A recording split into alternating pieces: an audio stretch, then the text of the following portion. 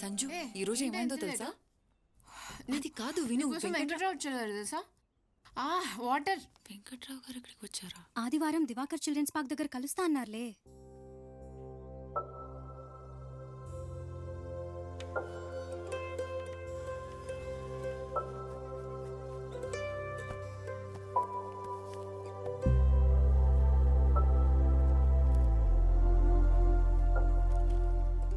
వెంకట్రావు గారు ఇక్కడే కలుస్తా అన్నారు. ఈ కవర్ ఆయనకి ఇచ్చేస్తే తాతయ్య చెప్పిన పని అయిపోతుంది. అమ్మా నాన్న సంవత్సరికం దగ్గరికి వస్తుంది. ఆయనకి కవర్ ఇచ్చేసిన వెంటనే కాశీకి వెళ్ళాలి. ముంత మసాలా కావాలక్క? సరే, నా చెయ్యి ఇక్కడ స్పెషల్ అక్క. ఈ రోజు నీకు వెరైటీ టేస్ట్ చేసి చూపిస్తా. వీడి దగ్గర ముంత మసాలా ఏం బాగుండదు. ఎవరిది తొక్కలో ముంత మసాలా? మీ మొగాల కంటే బానే ఉంటదిలే. ఏ అలా కాదు, రెండు నిమ్మకాయ చుక్కలు. రెండా? సరే అక్క. పచ్చమిరపకాయలు సన్నగా కోసే. ఉప్పొద్దు. కల్లుపుందా? ఏ అలా కలుపుకు, ఇలా రా.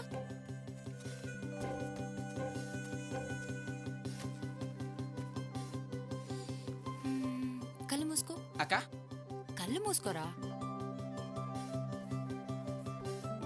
అక్క కళ్ళు తెరవచ్చా? హే ఆగు, చూడట్లేదు కదా? అక్క ఇంకెంతసేపు? షో.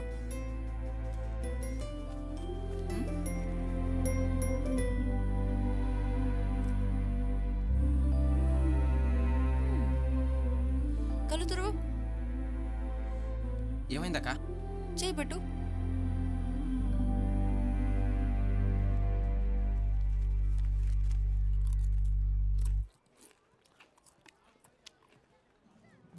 సూపర్ ఉందక్క. ఇంకొంచెం బెటర్ అక్క.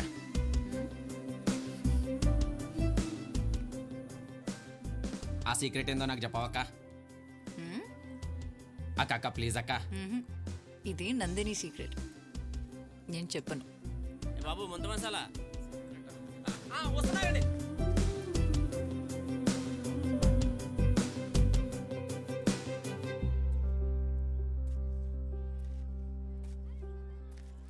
నందిని అంటే నువ్వేనమ్మా? అవును. మీరు? నా పేరు వెంకట్రావమ్మా.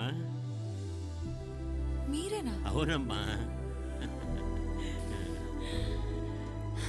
మీకోసం ఎంత వెతికానో తెలుసా? అలాగా? ఒక్క నిమిషం. సరే అమ్మా. వెంకట్రావు గారు వచ్చారు, నేను మళ్ళీ మాట్లాడతాను.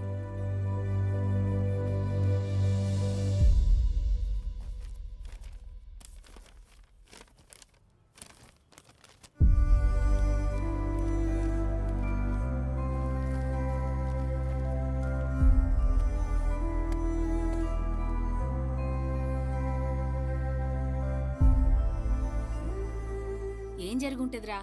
వెంకట్రావుకి కవర్ ఇచ్చినాక పోరు మళ్ళా ఊరికి జంప్ అయి ఉంటది.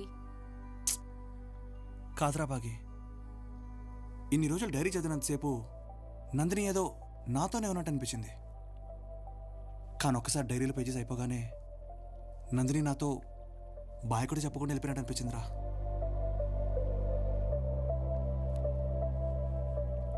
రే సిద్ధు, ఇంతకు ముందు తొందరపడి రాంగ్ పర్సన్ని ప్రేమించిన, ఈసారి లేట్ చేసి రైట్ పర్సన్ని పోగొట్టుకోకు.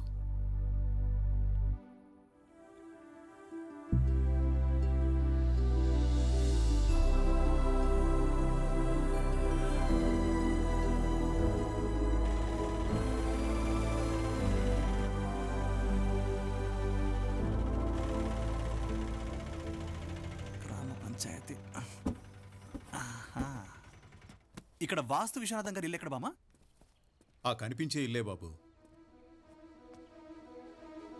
సరే మరి ఉంటాను.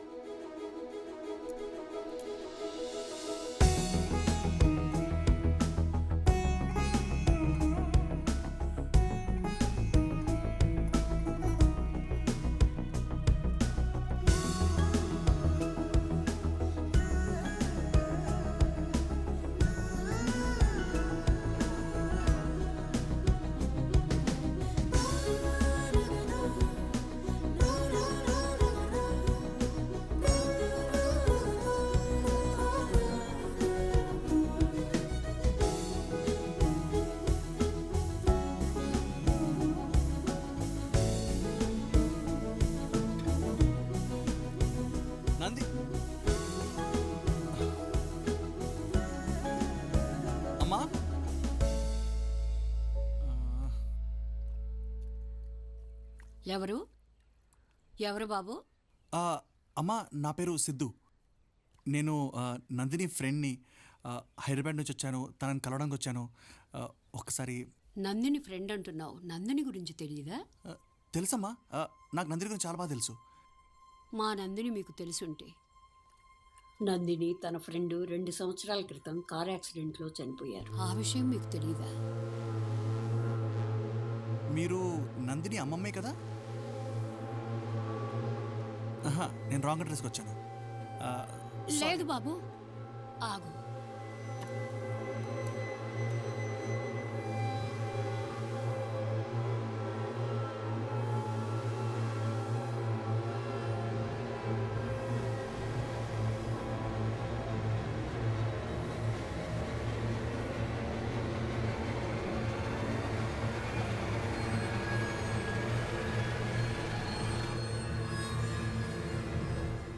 యాక్సిడెంట్ అయిన తర్వాత హాస్పిటల్కి తీసుకెళ్తుంటే మధ్యలోనే ప్రాణం పోయిందట బాబు. నేను వెళ్ళేసరికి అన్ని కార్యక్రమాలు పూర్తయ్యాయి.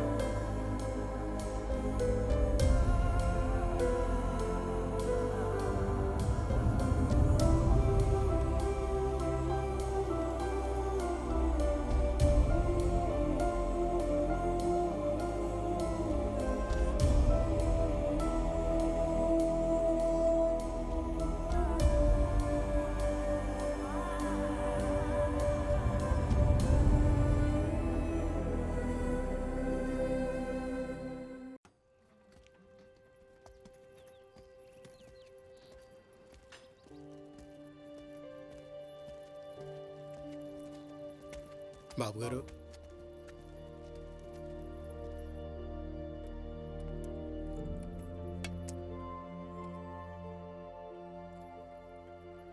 నానా ఇక్కడితో అవుట్ నీ మంత్రి. చెక్. నానా ఇలా ఉంచావు. అరే సిద్ధు, డాక్టర్ గారు ఆడమంటే ఆడుతున్నాంట్రా, మెంటల్ అబిలిటీస్ పెరుగుతాయన్నారు. చూడు ఎంత బాగా ఇంప్రూవ్ అయ్యారు. నానా సూపర్ గా ఇంప్రూవ్ అయింది. That's it. Thank you. తీసుకో. సిద్ధు సిద్ధు సిద్ధు ఏంట్రా అసలు ఫోన్ కూడా చేయకుండా వచ్చేసావు? నాది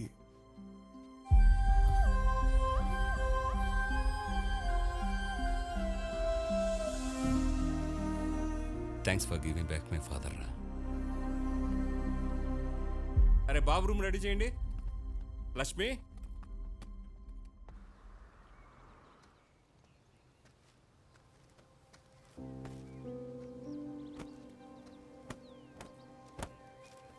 సైకిల్ ఏంట్రా, కార్లో వెళ్ళొచ్చు కదా. పర్లేదు నాన్న, నాకు సైకిలే కంఫర్ట్.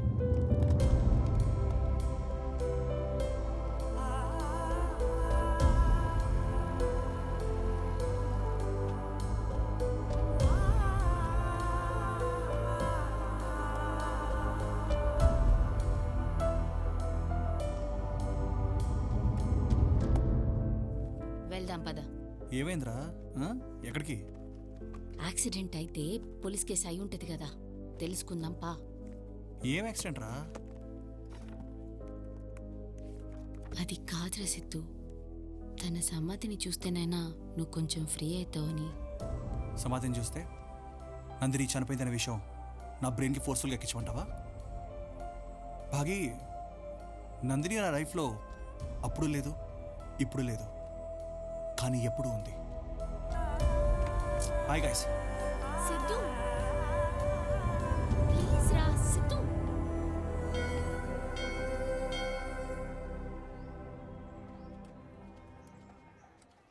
స్వామి, తాతయ్య. ఏ సుబ్బారావు, మొహమాటం లేకుండా భోంచేయి. కొంచెం అన్నం వేసుకో. తాతయ్య సిద్ధు, వడ్డించు వడ్డించు నాన్న. అది టిఫిన్. కానీ ఈ టైంలో మీ ఆరోగ్యం అసలే బాగాలేదు, అవసరమా ఇదంతా? సిద్ధు, మొదట్లో మీ నాయనమ్మ చనిపోయినప్పుడు డిప్రెషన్లోకి వెళ్ళిపోయా.